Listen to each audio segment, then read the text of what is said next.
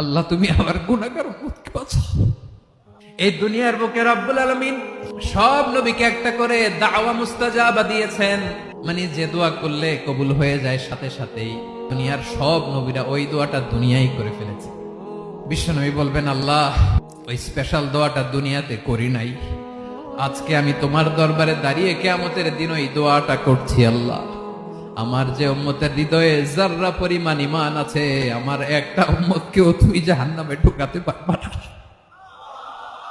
বিশ্বনবী পাগলের মতো একবার হাউজে কাউসারে যাবেন, একবার সিরাতে যাবেন, একবার পুলসিরাতের দিকে, একবার হাউজে কাউসারের দিকে পাগলের মতো দৌড়াতে থাকবেন, তার কোন গুনাহগার উম্মত যাতে জাহান্নামে ঢুকে না যায়।